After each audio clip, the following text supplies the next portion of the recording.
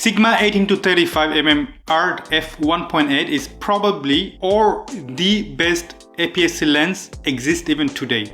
If there is any other lens that exists on that price point, let me know. I will buy it today by myself. Now, this is probably the best lens I've ever purchased in my life, and I'm going to sell it. But before I tell you why I'm going to sell it, let me tell you why this is the best lens ever and why exactly I'm selling it, even though I just said that it's the best lens of all time when it comes to crop format. The reason why I don't have this lens with me in my hand, because I'm actually recording with it. So as you can clearly see that it's making my face looks freaking amazing, clearly. Now I do have the box. This is the box of Sigma.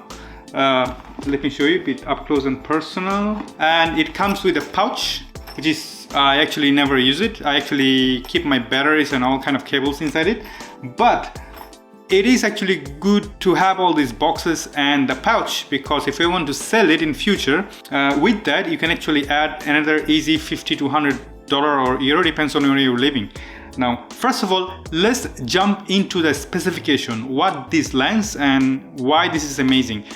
However, I'm going to run the B-roll in the background so that you can actually see what I'm talking about. Now, Sigma 18 to 35mm f1.8 released in 2013. So it has been more than 7 years since it's released, and still today, lens like that almost doesn't exist, especially in the crop format.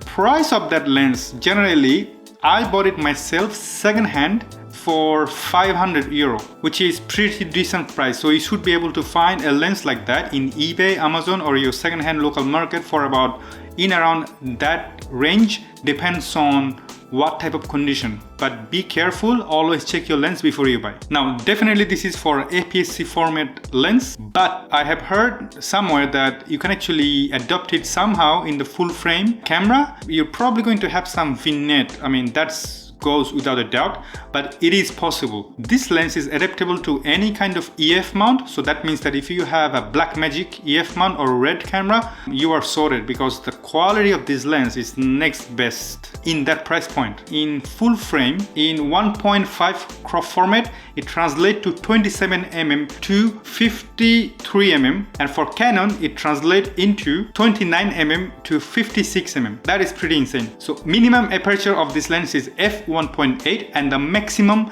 is f16. You probably gonna need some kind of variable ND filter in order to cut some light if you're in under the bright light source. Now, the construction of this lens, man, I mean, this is not weather sealed, but this lens is built like a freaking tank because it zooms internally. Therefore, it doesn't suck in a lot of dust inside the lens, which is quality right there. Now, I don't know if you care about the construction or what kind of elements it has, but I'm gonna tell you anyway. It has 17 elements in 12 groups. It has 5 SLD glasses, which I have zero idea what that is, but it's in the specification. I think it's important. And it has 4 glass mold spherical lens. I read it somewhere about just to learn what it is, then I forgot. So you can Google it if you want. But I think it's important. It cuts the flare, all kind of stuff, chromatic aberration. It is optically perfect. This lens is optically perfect lens, almost. Now the filter thread, it's 72mm, which is pretty decent. That means that you can buy cheaper polarizer filter or UV filter or any kind of ND filter on the lens, because just to let you know, bigger your lens thread is, more expensive the filters get. Now obviously the lens comes with the hood and the front and the back cap, but that's pretty much it. And it's weight about 810 gram. 810 gram. This is heavy. This lens is heavy. So if you're adopting into a kind of mirrorless camera like GH5 or something similar, you're gonna have a bit of an awkward weight, unbalanced, but again, you sacrifice weight for the quality. Now, as I said, the lens is adaptable to many formats, given there are a lot of adapters available today, and very popular in the YouTube community or filmmakers community, because the lens is optically perfect. It does have a little bit of distortion. I mean, at 18mm, it has a little bit of barrel distortion, where in 35mm, it has exact opposite kind of pinch distance, which is very minor and can be easily fixed in post-production. But bear in mind though, Canon DPP do not support any kind of third-party lenses. So if you want to fix it, you need some kind of Adobe Lightroom DxO or Silky Beats Developer Studio Pro, or even Capture One Pro does a very good job fixing the lens correction. They have very good selection of lens profiles. Now, when it comes to sharpness, I mean, I cannot say it enough. It can extract the maximum resolution out of your sensor. That means that, talking about Canon, it's also adaptable to Nikon, but take out whatever you can, because I'm not a Nikon user, but all applies to Nikon cameras too. Now, what I'm trying to say is that if you have old camera, and if you have that sharp lens, it takes the maximum advantage of that resolution that sensor provides you, which means in plain English that if you have a 20 megapixel sensor, this lens can extract about, I believe, 15 to 16 megapixel worth of resolution.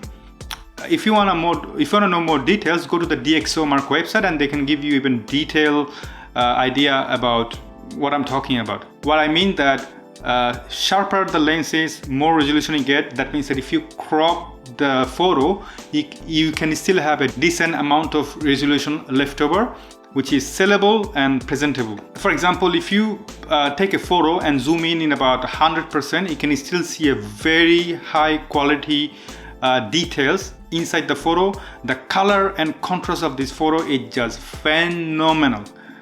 That being said, Canon lenses are not bad either when it specifically comes to color and contrast, because they have their own kind of character, but Sigma lens is pretty darn good. And it goes without the saying, the low light quality, given the f1.8, it can easily use it in the low light condition, and the bokeh is going to be amazing. Doesn't matter if you're using 18mm or 35mm.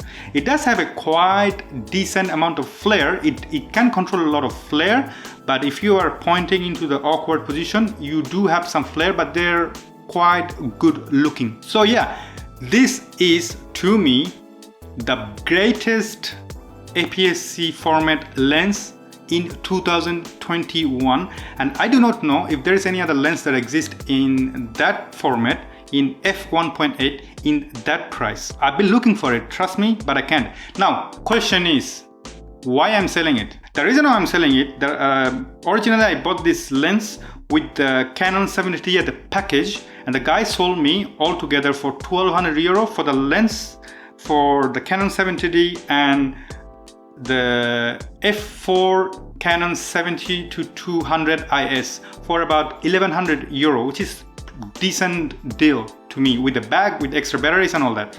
Now I'm selling it and somebody actually wants to buy this lens for 700 euro, and I told this guy that I bought it for 500 and I'm selling it for 700 because that's the market price today.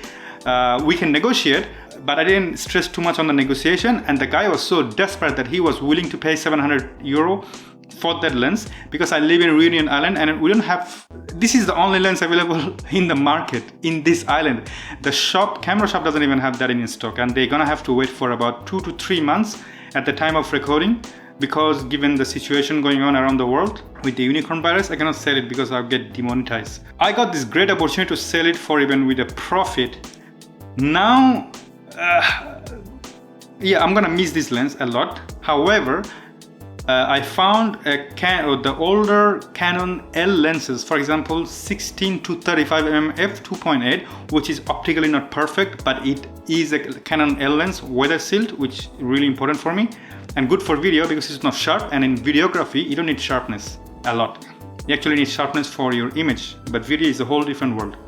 So I bought this, I'm going to buy that lens, and it's gonna cost about 600 euro. So I'm gonna still have 100 euro left in my pocket to buy something else. And that is the only reason why I'm selling it. So that in future, when I move to full frame or buy a video camera, I can adopt my full frame EF lens and don't have to buy any kind of adapters or all kind of that, because it makes things even more complicated than it already is. And flexibility, it's more important for me for my productivity, then sometimes I have to sacrifice my quality for that.